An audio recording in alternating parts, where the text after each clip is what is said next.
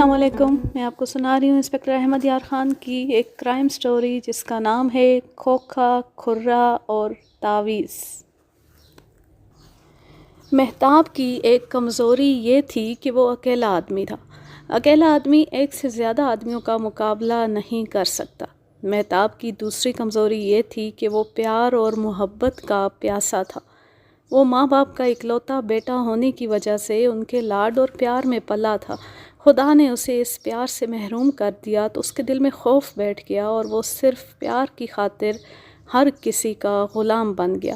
اس نے پہلی بار اپنی بیوی سے کہا کہ وہ شمشیر کو دل سے نکال دے تو بیوی نے اسے یہ جواب دیا جو میں نے آپ کو اوپر سنا دیا ہے. مہتاب کو غصہ آنا چاہیے تھا لیکن وہ جھاگ کی طرح بیٹھ گیا. اس نے بیوی کو تو کچھ نہ کہا، اس کے باپ کو بتایا. باپ نے اسے ڈانٹ کر کہا کہ اس نے اس کی بیٹی پر ایسا الزام پھر کبھی لگایا تو وہ اپنی بیٹی کو گھر لے آئیں گے. مہتاب وہاں سے چپ چاپ چلا آیا. پروین نے اس کے ساتھ دو رویے اختیار کر لیے. اس کے ساتھ ایسا پیار کرتی جیسے ماں اپنے بچے کے ساتھ کرتی ہے اور اسے ڈانٹ بھی دیا کرتی. یہ تو وہ مہتاب سے کہتی رہتی تھی کہ شمشیر کو وہ دل سے نہیں اتار سکتی اور اسے ملے بغیر بھی نہیں رہ سکتی اور مہتاب کو وہ پیار سے محروم نہیں کرے گی. تم مجھے ساری رات جگائے رکھو گے تو ہنسی خوشی جاگتی رہوں گی. پروین نے کئی بار اسے کہا تھا جو تکلیف دو گے وہ برداشت کروں گی لیکن شمشیر کے خلاف تمہاری زبان سے کوئی بات نہیں سنوں گی. مختصر یہ کہ پروین نے مہتاب کو سدھایا ہوا بندر بنا لیا تھا اور وہ پروین کے پیار میں مدہوش رہتا تھا. اس نے مجھے بتایا کہ اسے ایک بار ٹائیفائیڈ ہو گیا تھا. اس زمانے میں آج کل جیسی دوائیاں نہیں ہوتی تھی. ٹائیفائیڈ اپنی میعاد پوری کر کے مریض کو چھوڑتا تھا. اس کی میعاد کم از کم 2 ہفتے اور زیادہ سے زیادہ 3 ہفتے ہوا کرتی تھی، اس لیے اسے میعادی بخار بھی کہا جاتا تھا. مہتاب 2 ہفتے بخار میں پڑا رہا اور 2 ہفتے پروین اس کی چارپائی پر موجود رہی. پوری رات اس کے ساتھ جاگتی رہی. اس کا سر اور اس کا سارا جسم دباتی اور سہلاتی رہتی تھی. مہتاب کی اپنی شخصیت ختم ہو گئی تھی. وہ پروین کے آج بھی قبضے میں رہتا تھا. شمشیر کے ساتھ تمہاری بول چال بند تھی یا سلام دعا ہوتی تھی؟ مہتاب نے کہا میرے دل میں اس کی اتنی نفرت تھی. وہ مجھے دوست بنانے کی کوشش کرتا تھا، میرے راستے میں آ کر مجھے روک لیتا اور ہاتھ میں لاتا تھا لیکن میں اس کے ساتھ اس طرح بولتا تھا جیسے وہ گاؤں کا کمین یا کاما ہو. زمین اور روپے پیسے کے لحاظ سے وہ میرا مقابلہ نہیں کر سکتا تھا. یوں سمجھ لیں کہ میں اگر 1 روپے کا آدمی تھا تو اس کی قیمت صرف 6 آنے تھی. پھر یہ وقت آ گیا کہ مہتاب کے گھر نقب لگی اور تمام زیورات اور پیسے نکل گئے. اب اس واردات کے 15-16 دنوں بعد مہتاب نے مجھے بیان دیتے ہوئے ایک ایسی بات بتائی جس پر مجھے یقین نہیں آ رہا تھا. اب میں آپ کو ایک راز کی بات بتا دیتا ہوں. میرا جو مال چوری ہو گیا تھا وہ سارے کا سارا مجھے واپس مل گیا ہے. کب؟ کہاں سے ملا؟ 5-6 دن ہو گئے ہیں. اب آپ میری پوری بات سنیں. جس روز میرے گھر نقب لگی تھی اس سے تیسرے دن میرا ایک ہندو دوست گوپال داس مجھے ملا اور کہنے لگا کہ ایک سونار جو ان کا پڑوسی ہے ان کے گھر آیا تھا. اس نے کچھ زیورات گوپال داس کے باپ کو دکھا کر کہا تھا کہ یہ خالص اور بڑا اچھا سونا ہے، اگر کوئی چیز انہیں پسند ہو تو خرید لیں.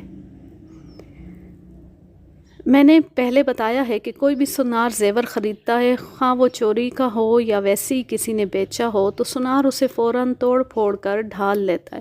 لیکن اس سونار نے زیور کی کچھ چیزیں اپنے پڑوسی کو دکھائیں کہ وہ اسی حالت میں خرید لے. اسے اپنے پڑوسی پر بھروسہ ہوگا کہ وہ کسی کو بتائے گا نہیں. دوسری وجہ یہ بھی ہو سکتی تھی کہ ہندو لڑکیاں مسلمان لڑکیوں کے ساتھ کم ہی اٹھتی بیٹھتی تھیں. اس سونار نے چوری کا زیور اصل حالت میں اپنے پڑوسی کے ہاتھ بیچنے کا خطرہ اس لیے بھی مول لیا تھا کہ وہ شہر میں رہتا تھا اور زیور ایک گاؤں کا تھا. مہتاب کا یہ دوست گوپال داس شہر کا رہنے والا تھا. یہ دراصل شہر نہیں قصبہ تھا جہاں میرا تھانہ تھا. دیہات کے لوگ اسے شہر کہتے تھے. گوپال داس اور مہتاب 8ویں جماعت تک اکٹھے پڑھے تھے. اس وقت سے ان کی دوستی چل رہی تھی.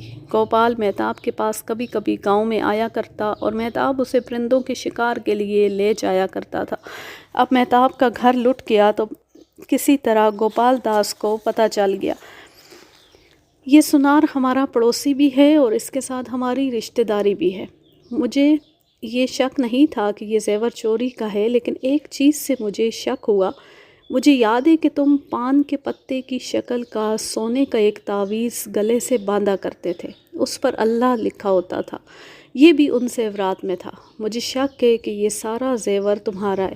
مہتاب نے اسے اپنے زیورات کی تفصیل اور کچھ نشانیاں بتائیں تو گوپال داس نے کہا کہ یہی چیزیں معلوم ہوتی ہیں۔ ایسا ہو نہیں سکتا تھا کہ گوپال داس یہ زیور یا کم از کم تعویذ ہی اٹھا لاتا اور مہتاب کو دکھاتا۔ ایک کام کرو گے گوپالے، اگر یہ چیزیں ابھی تک تمہارے گھر میں ہیں تو تعویذ کو ایک بار پھر دیکھنا۔ اللہ کا لفظ ذرا سا گھسا ہوا ہے اور الف کے درمیان ایک لکیر اتنی گہری پڑ گئی تھی کہ الف درمیان سے کٹا ہوا معلوم ہوتا ہے۔ میرے تعویذ کی سب سے بڑی نشانی یہ ہے کہ ایک کنارے پر چوٹ کا نشان ہے۔ اگلے روز گوپال داس نے مہتاب کو پورے یقین کے ساتھ بتایا کہ یہ تعویذ مہتاب کا ہی ہے۔ میں زیادہ باریک تفصیلات میں نہیں جا رہا، مختصراً سنا رہا ہوں کہ گوپال داس نے مہتاب کو یقین دلا دیا کہ یہ زیور اسی کے گھر کا ہے۔ کیا تم نے اپنے اس ہندو دوست سے یہ نہیں پوچھا کہ وہ اپنے ایک ہندو پڑوسی کو، جو اس کا رشتہ دار بھی ہے، کیوں گرفتار کرانا چاہتا ہے؟ میں نے مہتاب سے پوچھا اور یہ بھی کہا کہ ہندو کے خلاف کبھی ایسی کارروائی نہیں کرے گا۔ ہندو ایسی کارروائی بھی کبھی نہیں کرتا جس میں ایک ہندو کا نقصان اور کسی مسلمان کا فائدہ ہو۔ میں جانتا ہوں، میں نے اس سے پوچھا تھا۔ اس نے اس سونار کے خلاف بڑی نفرت سے بات کی اور کہنے لگا کہ وہ اپنی بیٹی گوپال داس کے ساتھ بیانا چاہتا ہے، لیکن گوپال داس کو اس کی بیٹی ذرا بھی اچھی نہیں لگتی۔ گوپال داس نے مجھے یہ بھی بتایا کہ یہ سونار بڑے غلط طریقوں سے اس کے ماں باپ کو مجبور کر رہا ہے کہ گوپال داس اس کی بیٹی کے ساتھ شادی کر لے۔ گوپال داس کہتا ہے کہ وہ سونار کو کسی نہ کسی مصیبت میں ڈالنا چاہتا ہے۔ گوپال داس نے مہتاب کو بتایا کہ یہ زیور ابھی تک اس کی ماں کے پاس ہے۔ مہتاب نے اسے کہا کہ ممکن ہو سکے تو تعویذ اٹھا لائے اور وہ اسے دیکھ کر واپس کر دے گا۔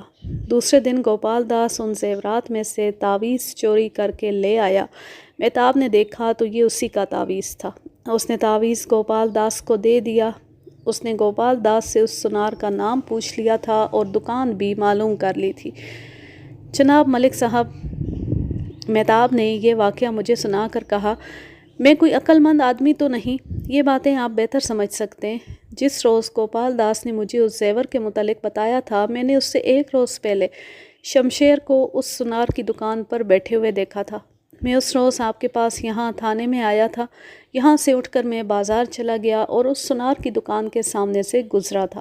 میں شمشیر پر ڈکیتی کا شک کبھی نہ کرتا، وہ خاندانی آدمی تھا، اس میں 100 طرح کے عیب ہو سکتے تھے، لیکن وہ ڈاکو یا چور نہیں ہو سکتا۔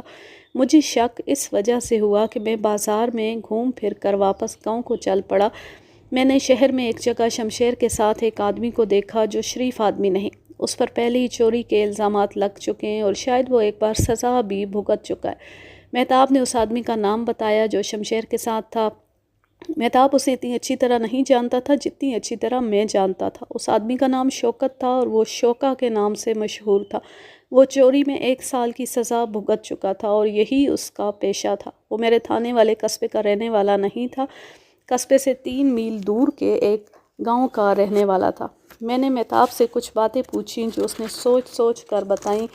اس سے بھی مجھے شک ہو گیا کہ مہتاب کے گھر کی واردات کے ملزم شمشیر اور شوکا ہو سکتے ہیں۔ اب یہ بتاؤ، مال تمہیں واپس کس طرح ملا؟ یہ بھی عجیب قصہ ہے ملک صاحب۔ میں اپنے گھر آیا اور اپنی بیوی کو بتایا۔ میں نے اس سے کہا ہمارا چور شمشیر ہے۔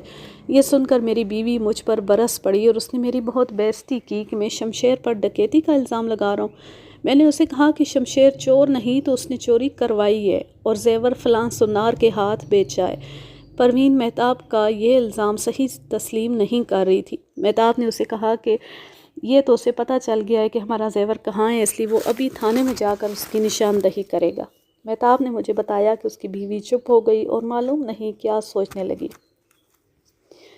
میری بات کان کھول کر سن لو، ابھی تھانے نہ جانا اور یہ بات دل میں رکھنا، جب تک میں نہ کہوں تم زبان بند رکھنا۔ پروین نے یہ بات ایسے انداز سے کی تھی جس انداز سے وہ مہتاب کے ساتھ باتیں کیا کرتی تھی۔ وہ حکم چلاتی اور جس طرح مہتاب اس کے آگے دب جایا کرتا تھا اسی طرح دب گیا۔ میں مہتاب کی زبانی یہ واقعہ سن کر حیران ہو رہا تھا۔ یہ کیا الف لیلوی داستان مجھے سنائی جا رہی ہے؟ اس داستان کے سارے کردار مجھے ذہنی مریض معلوم ہوتے تھے۔ کبھی تو مجھے یہ خیال آتا کہ مہتاب جھوٹ بول رہا ہے۔ یہ تو میں دیکھ ہی چکا تھا کہ مہتاب پر کسی آسیب کا اثر ہے۔ اگر وہ مجھے یہ نہ بتاتا کہ وہ اپنی بیوی کے زیر اثر ہے تو میں اسے شرار کا اثر سمجھتا۔ اثر بھی اتنا شدید کہ بیوی نے مہتاب کو آنکھیں دکھا کر کہا کہ وہ زیورات کی یعنی اس سونار کی نشاندہی نہ کرے تو مہتاب نے اس کا حکم مان لیا۔ اس کے بعد پروین نے مہتاب سے کہا کہ وہ کچھ دیر کے لیے اپنے گھر جا رہی ہے اور وہ چلی گئی اور شام کو واپس آئی۔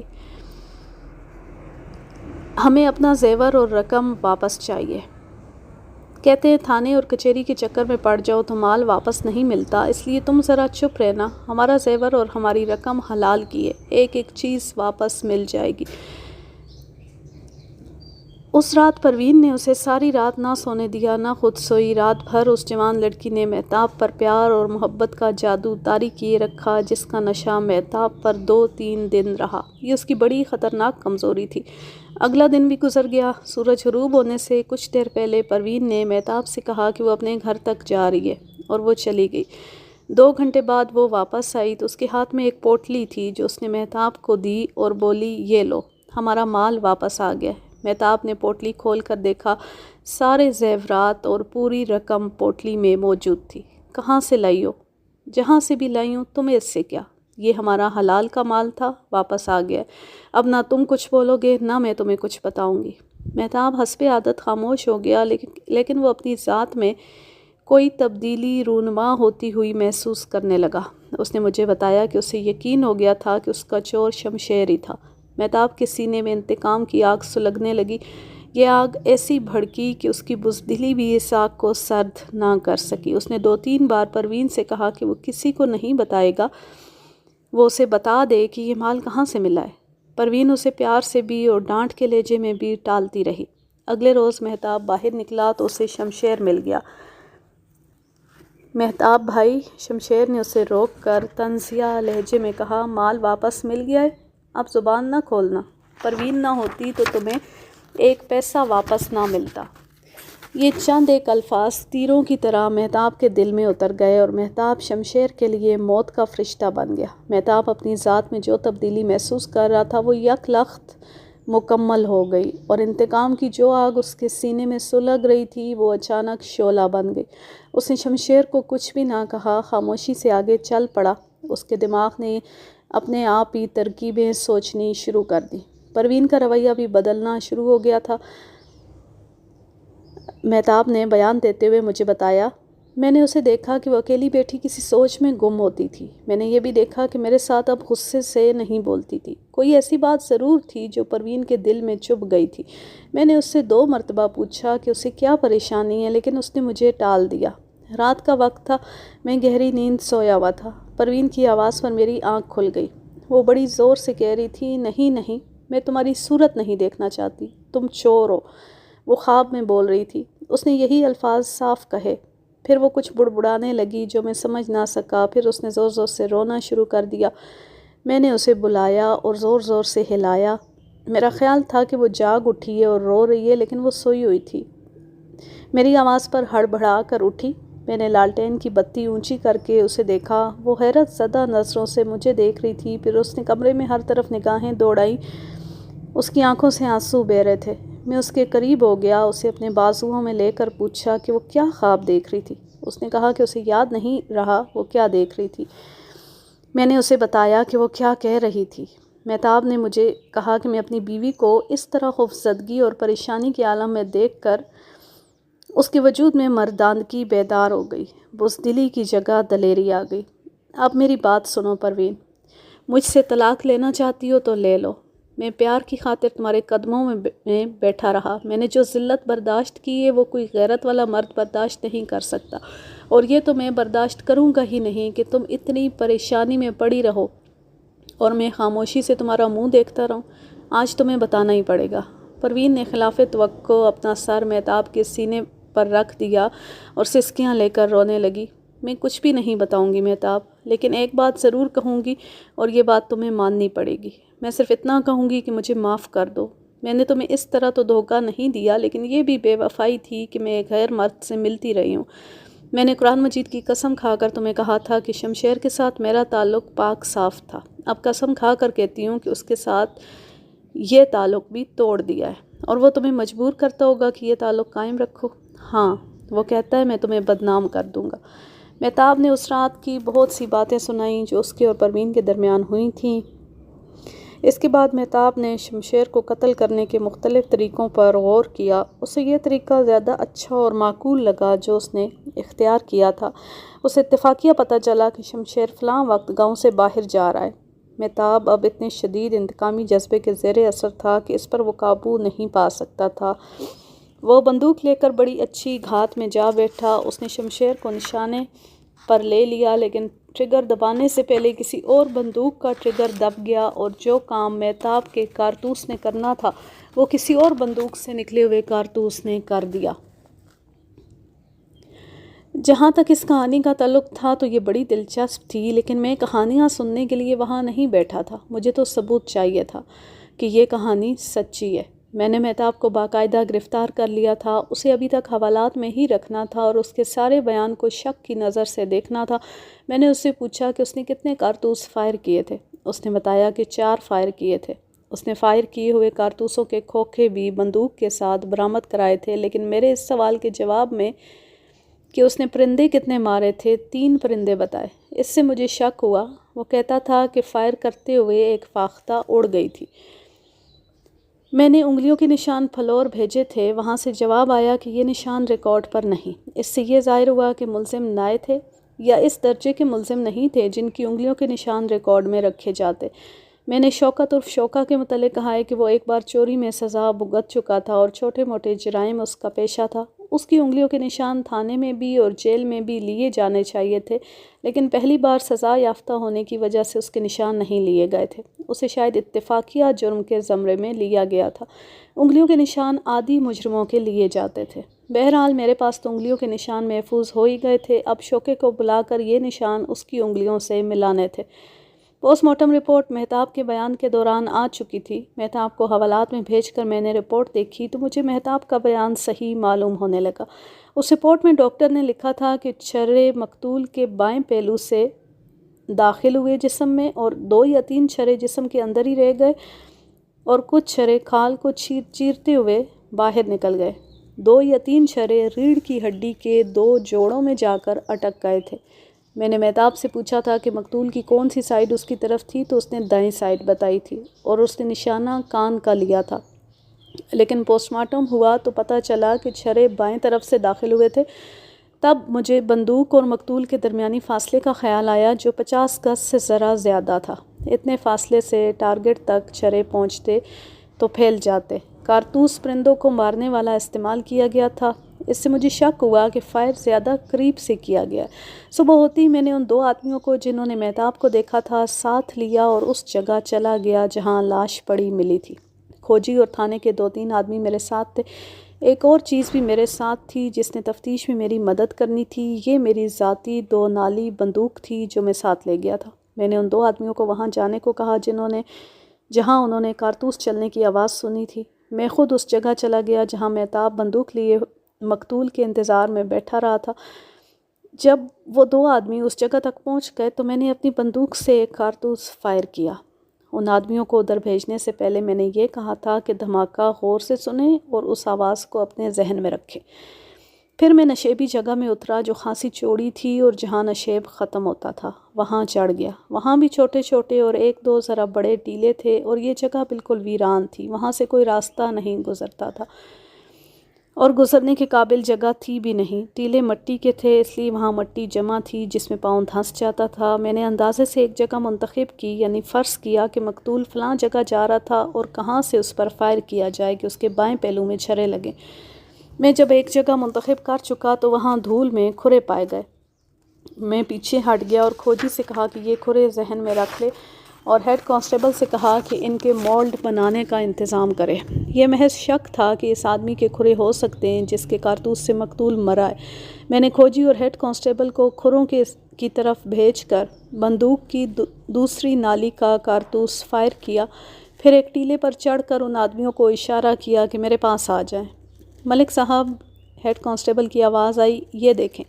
میں نے دیکھا ہیڈ کانسٹیبل کے ہاتھ میں فائر کیے ہوئے کارتوس کا کھوکھا تھا۔ اس نے بتایا کہ یہ دھول میں پڑا ہوا تھا۔ میں نے اسے دیکھا، یہ بہت پرانا نہیں تھا، یوں معلوم ہوتا تھا جیسے ابھی ابھی بندوق سے نکل کر گرا ہو۔ ایک ہی دن پہلے یہ فائر ہوا تھا وہاں کھرے، اور اس کے بعد یہ کارتوس دیکھ کر مجھے مہتاب کا بیان بالکل صحیح معلوم ہونے لگا۔ وہ دو آدمی میرے پاس آئے تو میں نے ان سے پوچھا کہ کل انہوں نے یہ دھماکہ سنا تو وہ اتنا بلند تھا جیسا پہلے میرے کارتوس سے ہوا تھا یا دوسرے والے جیسا؟ دونوں نے بیک زبان کہا کہ دھماکہ دوسرے کارتوس جتنا تھا، یعنی دھماکہ دور کا تھا۔ اس جگہ سے جہاں مہتاب بیٹھا تھا اس جگہ تک جہاں سے کھرے اور کھوکھا برآمد ہوئے تھے فاصلہ 70-80 گز تھا۔ اب تو مجھے یقین ہو گیا کہ قاتل کوئی اور ہے۔ تفتیش کی اب یہ صورت بن گئی تھی کہ نقب زنی کا سراغ اور ملزم مل گئے، لیکن قاتل ابھی تک لاپتہ تھا۔ یہ بات صاف تھی کہ یہ انتقامی قتل تھا۔ میں نے کھوجی سے کہا کہ ان کھروں کو وہ تلاش کرنے کی کوشش کرے۔ اس کے لیے یہ کام مشکل نہیں تھا کیونکہ وہ تھوڑا سا علاقہ عام راستوں سے بالکل ہٹ کر تھا۔ وہاں گھاس بھی نہیں تھی کہ بھیڑ بکریاں یا مویشی چرنے کے لیے چلے آتے۔ زمین کچی تھی۔ کھوجی فوراً اپنے کام میں لگ گیا۔ میں نے اب جو بھی قدم اٹھانا تھا بڑی تیزی سے اٹھانا تھا۔ میں سب کو لے کر تھانے چلا گیا۔ راستے میں ہی ایک کانسٹیبل کو یہ کہہ کر تھانے بھیج دیا کہ وہ پروین کو تھانے لے آئے۔ پروین تھانے میں آئی تو میں نے اسے اپنے دفتر میں بٹھایا اور پہلا سوال یہ کیا کہ وہ چوری کا مال کہاں سے واپس لے آئی تھی۔ اس نے پہلے تو پس و پیش کی اور مجھے گول مول جواب دینے لگی، لیکن جب میری زبان کھلی تو وہ بول پڑی۔ پھر بھی کوئی پتے کی بات نہیں کر رہی تھی۔ تمہارا جگری یار صرف تمہاری وجہ سے قتل ہو چکا ہے، کیا اب اپنے خاوند کو پھانسی چڑھانا چاہتی ہو؟ اس کا رد عمل یہ تھا کہ اس کی آنکھیں ٹھہر گئیں، رنگ پیلا پڑ گیا اور اس کی نظریں میرے چہرے پر جم گئیں۔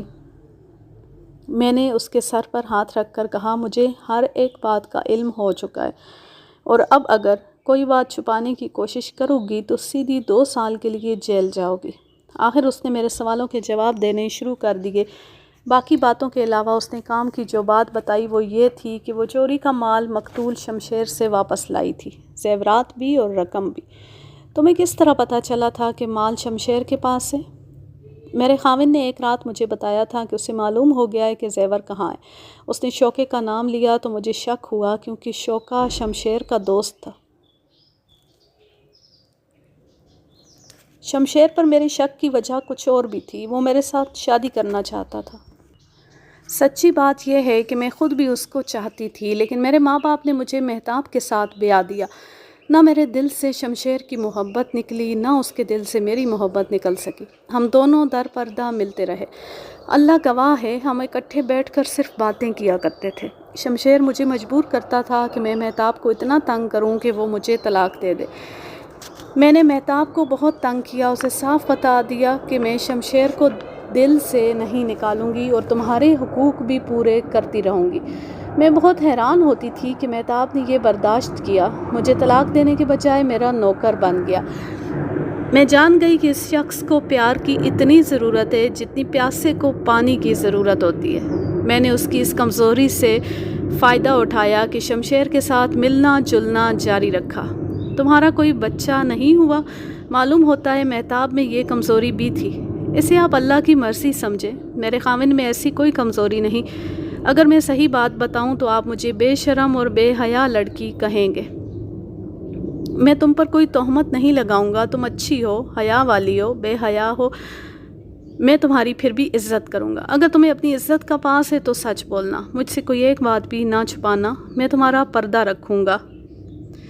میں آپ کو بتا رہی تھی کہ میرے خاوند میں ایسی کوئی کمزوری نہیں۔ جسمانی تسکین تو ہو جاتی تھی، لیکن میری روح کو شمشیر کے پاس بیٹھ کر سکون ملتا تھا۔ جب خاوند نے مجھے بتایا کہ اس نے اپنا سونے کا تعویذ کہاں رکھا ہے تو میرا دھیان شمشیر کی طرف گیا، جس کی ایک وجہ یہ بھی تھی کہ شمشیر نے کئی بار مجھے کہا تھا کہ میرا خاوند اس کے ساتھ تنزیہ باتیں کرتا ہے اور یہ ظاہر کرتا ہے کہ شمشیر اس کے مقابلے میں بہت غریب ہے، چھوٹی ذات کا آدمی ہے۔ یہ تو میں جانتی ہوں کہ میرا خاوند گھر سے باہر اپنی بڑی زمینداری اور امیری ہر کسی کو جتاتا رہتا ہے اور بات اس طرح کرتا ہے جیسے گاؤں کے سارے لوگ اس کی رعایا ہوں۔ پروین نے مجھے تفصیل سے بتایا کہ مہتاب کس طرح شو بازی کرتا ہے۔ یہ بھی دراصل نفسیاتی معاملہ تھا۔ پیار کی محرومی نے اسے احساس کمتری میں مبتلا کر دیا تھا۔ اس کا رد عمل یہ تھا کہ وہ برتری کی ایکٹنگ کرتا تھا۔ پروین کے بیان کے مطابق اس نے شمشیر کو کمتر سمجھ کر بہت ہی ناروا باتیں کہہ دی تھیں۔ شمشیر نے ایک روز پروین سے ایسی بات کہی جسے پروین نے مذاق سمجھا۔ دیکھو پروین، میں صرف تمہاری محبت کی وجہ سے مہتاب کا یہ سلوک برداشت کرتا آ رہا ہوں۔ اب میری برداشت ختم ہو گئی ہے۔ تم اپنے خاوند سے طلاق لینا ہی نہیں چاہتی۔ اگر طلاق سے ڈرتی ہو تو میں تمہیں ایک زہر لا دوں گا۔ یہ تم اپنے سالن میں یا دودھ میں ملا کر صرف 2 دفعہ دے دینا۔ زہر فوراً اثر نہیں کرے گا۔ 5-6 دنوں میں وہ بیمار ہوگا اور 1 مہینے بعد مر جائے گا۔ کوئی ڈاکٹر یہ نہیں سمجھ سکے گا کہ یہ زہر سے مرا ہے۔ یہ کام کرو گی؟ نہیں، میں کسی انسان کی جان لینا نہیں چاہتی۔ پھر بغیر شادی کے میری بن جاؤ۔ نہیں، میں محبت کو ناپاک نہیں کروں گی اور خاوند کو یہ دھوکہ کبھی نہیں دوں گی۔ پھر یہ سوچ لو کہ میں نے تمہاری خاطر ابھی تک شادی نہیں کی اور تم مجھے ٹال رہی ہو۔ ادھر تمہارے خاوند نے کل مجھے کہا ہے کہ تمہارا ایک بیل مر گیا ہے، اگر پیسے نہ ہوں تو مجھ سے لے لینا۔ اس سے پہلے بھی وہ شخص مجھ پر اپنی امیری کی دھونس جما چکا ہے۔ میں جب چاہوں اسے بتا سکتا ہوں کہ میں ایک رات میں اسے کنگال کر دوں گا۔ پروین نے جب مجھے شمشیر کی اس طرح کی کچھ اور باتیں سنائی تو مجھے یقین ہو گیا کہ یہ واردات شمشیر نے کرائی ہے اور اس کی وجہ بھی بالکل صاف ہے۔ میں نے نمبردار سے اور گاؤں کے 2-3 معززین سے اور 2 مخبروں سے بھی شمشیر کے متعلق پوچھا تھا تو میرے اس خیال کی تصدیق ہو گئی تھی کہ وہ گھٹیا درجے کا آدمی ہے۔ بات کی ایک اور بات بھی آپ کو ابھی سے بتا دوں۔ بعد میں مہتاب نے مجھے بتایا تھا کہ اس کے گھر نقب لگنے سے 1 روز بعد شمشیر نے مہتاب سے کہا تھا کہ تمہارا گھر خالی ہو گیا ہے، مجھ سے کچھ رقم لے لو اور اسے ادھار نہ سمجھنا۔ پروین نے اپنے بیان میں مجھے بتایا کہ مہتاب نے جب اسے کہا کہ اس کے سونے کا تعویذ اور زیور کہاں ہے تو وہ مہتاب سے یہ کہہ کر کہ اپنے گھر جا رہی ہے چلی گئی اور شمشیر سے ملی۔ اس نے شمشیر سے کہا کہ اس نے نقب لگوائی ہے۔ شمشیر نہ مانا، بلکہ اس نے پروین کو ڈانٹ دیا کہ وہ اس پر کتنا گھٹیا الزام عائد کر رہی ہے۔ میں تمہیں گرفتاری اور سزا سے بچانے کے لیے مہتاب کو ڈرا دھمکا کر اس کا منہ بند کر رہی ہوں۔ وہ اسی وقت تھانے جا رہا تھا۔ وہ اپنے پان کے پتے جیسا تعویذ جس پر اللہ لکھا ہوا ہے اپنی آنکھوں سے دیکھ کر آیا ہے۔ اگر وہ مجھے بتائے بغیر تھانے چلا جاتا تو تم کو اس وقت ہتھکڑیاں لگی ہوتی اور تم تھانے میں بیٹھے ہوتے۔ اگر تمہیں اپنی عزت کا خیال نہیں تو میری محبت کا ہی خیال کرو اور زیور اور پیسے مجھے واپس کر دو۔ پروین نے اسے پوری بات سنائی تھی۔ شمشیر نے آخر میں قبول کر لیا، بلکہ اگر میں یہ کہوں کہ وہ ڈر گیا تو یہ غلط نہیں ہوگا۔ تم نے میری محبت کی خاطر مجھے گرفتاری سے بچا لیا ہے۔ اب میں اپنی محبت کا ثبوت دینے کے لیے تمہیں سچی بات بتا دیتا ہوں۔ نقب میں نے نہیں لگائی، میں نے لگوائی ہے۔ میں تمہارے خاوند کو جتانا چاہتا تھا کہ میں اسے 1 رات میں کنگال کر سکتا ہوں۔ میں ڈاکو اور چور نہیں۔ تمہیں زیور اور پیسے مل جائیں گے۔ اپنے خاوند کو یہ ضرور کہنا کہ میرے سامنے آ کر اپنی گردن کو اونچا اور ٹیڑھا نہ کیا کرے۔ اور پروین، میں تمہیں ایک بات اور بھی کہنا چاہتا ہوں۔ مہتاب سے طلاق لے لو یا اسے زہر دو اور میرے ساتھ شادی کر لو، یا مجھے صاف جواب دے دو، ورنہ میں تمہارے گھر کا حال اس درخت جیسا کر دوں گا جس پر بار بار بجلی گرتی ہے اور اس کی کوئی شاخ ہری نہیں رہتی۔ اس نے تمہیں بتایا ہوگا کہ نقب کس سے لگوائی تھی؟ نہیں، اس نے اور کچھ بھی نہیں بتایا۔ وہ دھمکیاں دیتا رہتا۔ میں نے اس کے ساتھ جھوٹا وعدہ کیا کہ میں مہتاب سے جلدی جان چھڑا لوں گی اور ماں باپ کو بتائے بغیر تمہارے پاس آ جاؤں گی۔ تم نے اس کی یہ دھمکیاں مہتاب کو بتائی تھی، پوری نہیں سنائی تھی۔ میں نے اسے یہ بھی نہیں بتایا تھا کہ زیور اور پیسے شمشیر سے واپس ملیں۔ پروین نے مجھے وہ ساری باتیں سنائی جو اس کے اور مہتاب کے درمیان اس رات ہوئی تھیں، جس رات پروین خواب میں بول رہی تھی اور مہتاب نے اسے جگا دیا تھا۔ اس نے یہ بھی بتایا کہ شمشیر نے اسے اگلے روز آنے کو کہا تھا۔ وہ اگلے روز گئی اور شمشیر نے اسے زیور اور رقم دے کر کہا کہ اچھی طرح دیکھ لو، کوئی کمی ہے تو میں پوری کر دوں گا۔ ہم ایسی جگہ ملے تھے جہاں اور کوئی نہیں تھا۔ اس نے بدنیتی کا اظہار کیا تو میں نے اسے کہا کہ میں اپنے خاوند سے جلدی چھٹکارا حاصل کر لوں گی، کچھ دن انتظار کر لو۔ وہ مجھے وہاں سے آنے نہیں دے رہا تھا۔ زیور اور رقم میرے قبضے میں آ چکی تھی۔ میں وہاں سے بھاگ گئی۔ میری محبت دیکھیں کہ میں نے مہتاب کو نہیں بتایا کہ یہ نقب شمشیر نے لگوائی تھی۔ میں نے کانسٹیبلوں کو بھیج کر سنار اور شوکے کو تھانے بلوایا۔ سنار جو قریب ہی تھا جلدی آ گیا۔ وہ ہاتھ جوڑ کر فدوی بنا ہوا تھا۔ میں نے اس سے پوچھا کہ شمشیر نام کے ایک آدمی نے اس کے ہاتھ کچھ زیورات بیچے تھے؟ ہاں مہاراج، اس نے بیچے تھے، لیکن حضور وہ تمام زیورات 2 دنوں بعد واپس لے گیا تھا۔ کہتا تھا کہ اسے کچھ رقم درکار ہے تو وہ زیور بیچ کر پوری کرے گا۔ پھر وہ آیا تو کہنے لگا کہ اس نے رقم کا بندوبست کر لیا ہے۔ میں نے زیورات ابھی توڑے یا ڈھالے نہیں تھے، رقم اس سے لے کر زیورات واپس کر دیے۔ کوئی کاغذ پتر تو بنایا ہوگا؟ نہیں سرکار، شہر کا عزت دار آدمی تھا، اس پر اعتبار کیا کہ یہ زیورات اس کے گھر کے۔ چوری کے مال کا کاغذ پتر بنا بھی نہیں کرتا لالا جی۔ اب یہ بتاؤ، شوکے کو جانتے ہو؟ شوکا؟ میں اس نام کے کسی آدمی کو نہیں جانتا۔ اور لالا جی، تم یہ جانتے تھے کہ یہ زیورات چوری کا مال ہے، اور اس سے پہلے بھی تم چوری کا مال خریدتے رہتے ہو۔ اس نے تڑپنا اور بلبلانا شروع کر دیا۔ چوری کا مال یہ جانتے ہوئے خریدنا کہ یہ چوری کا مال ہے، جرم ہے۔ میں اس سنار کو سزا دلوانا چاہتا تھا یا نہیں، یہ بات کی بات تھی۔ میری اصل ضرورت یہ تھی کہ وہ یہ شہادت دے دے کہ یہ زیورات اس کے پاس شمشیر لایا تھا اور شوکا بھی اس کے ساتھ تھا۔ میں نے اسے ڈرانا اور اپنی لائن پر لانا شروع کر دیا۔ اس کی حالت بگڑتی جا رہی تھی۔ شوکا شہر کے مضافات میں ہی رہتا تھا۔ وہ 1 گھنٹے تک آ گیا۔ میں نے سنار کو بظاہر ملزم کی حیثیت سے الگ بٹھا دیا اور شوکے کو اندر بلا کر بینچ پر بٹھا دیا۔ میرے دفتر میں موٹے بید کی ایک 1.25 گز لمبی چھڑی پڑی رہتی تھی۔ وہ لے کر اس کا ایک سرا شوکے کے پیٹ پر رکھ کر ذرا سا دبایا۔ تم تو پولیس کے قریبی رشتہ دار ہو شوکے، تمہارا ایک ساتھی مارا گیا ہے، اللہ تمہیں لمبی زندگی دے۔ یہ بتا دو کہ تمہارے ساتھ اور کون کون تھا؟ شمشیر نے مرنے سے پہلے مہتاب کی بیوی کو سب کچھ بتا دیا تھا۔ اس نے کوئی ایسی بات نہیں چھوڑی جسے تم چھپاؤ گے۔ کوشش یہ کرنا کہ جو بھی تمہارے منہ سے نکلے وہ سچ ہو۔ جناب ملک صاحب بہادر، یہ تو پتہ چلے کہ میں کس بارے میں سچ بولوں۔ کیا کوئی واردات ہو گئی ہے؟ میں نے موٹے بیت کا سرا اس کے پیٹ پر رکھا ہوا تھا، اس پر میں نے دباؤ ڈالا۔ شوکا پیچھے کو ہوا، پیچھے دیوار تھی۔ اسے ایسے لگ رہا تھا جیسے بیت اس کے پیٹ کے اندر چلا گیا ہو۔ اس کا چہرہ سرخ ہونے لگا اور اس نے ٹانگیں مارنی شروع کر دی۔ تم نے دیکھا ہے کہ میں نے تھانے میں کس کس کو بلا رکھا ہے؟ مہتاب ہے، اس کی بیوی ہے، وہ سنار ہے جسے تم نے چوری کا زیور دیا تھا، 2 آدمی اور ہیں جو یہاں موجود ہیں، لیکن ابھی انہیں تمہارے سامنے نہیں کروں گا۔ وہ تمہارے وجود کے اندر کا حال بھی جانتے ہیں۔ اگر خود بول پڑو گے تو مجھ سے فائدہ اٹھاؤ گے۔ تمہارے خلاف کیس تو ثابت ہی ہے۔ تم اقبالی نہیں ہوگے تو میرا کوئی نقصان نہیں ہوگا، لیکن تمہیں پوری سزا ضرور دلواؤں گا۔ تم پہلے بھی سزا یافتہ ہو۔ میں شمشیر کا قتل بھی تمہارے کھاتے میں لکھ دوں گا۔ عدالت میں ثابت کرنا بھی جانتا ہوں، اور مجھے شک بھی ہے کہ اسے تم نے قتل کیا، اور قتل کی وجہ بھی میں جانتا ہوں۔ نہیں ملک صاحب، شمشیر کے قتل کے بارے میں ایک اشارہ دے سکتا ہوں۔ خدا کی قسم، میرے پاس اسے قتل کرنے کی کوئی وجہ نہیں تھی۔ وہ تو میرا دوست تھا۔ ہاں میں جانتا ہوں، وہ تمہارا دوست تھا، اور تم نے اس کے ساتھ مہتاب کے مکان میں نقب لگائی تھی۔ پہلے شمشیر کے قتل کی بات کرو، کیا اشارہ دو گے؟ اس نے ایک گاؤں کا نام لیا جو شمشیر کے گاؤں سے تھوڑا سا ہی آگے تھا، پورا 1 میل نہیں ہوگا۔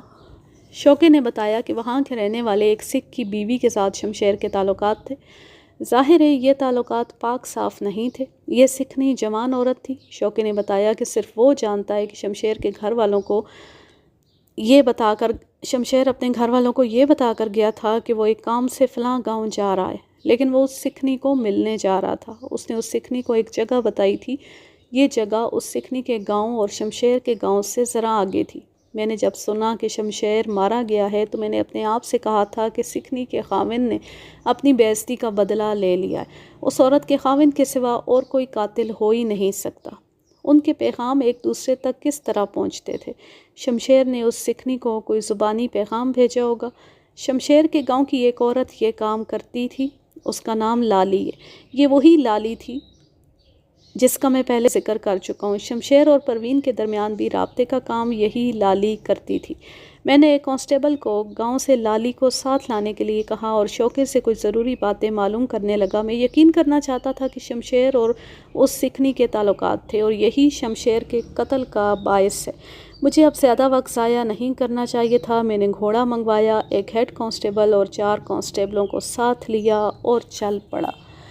آج کے لیے بس اتنا ہی. اب میں لیتی ہوں آپ سے اجازت. جاں رہیں خوش رہیں، شاد و آباد رہیں، ہنستے مسکراتے رہیں. اور اگر یہ کہانی پسند آئے، میرا انداز پسند آئے، تو اس چینل کو سبسکرائب ضرور کر لیں. اللہ حافظ. اللہ نگہبان.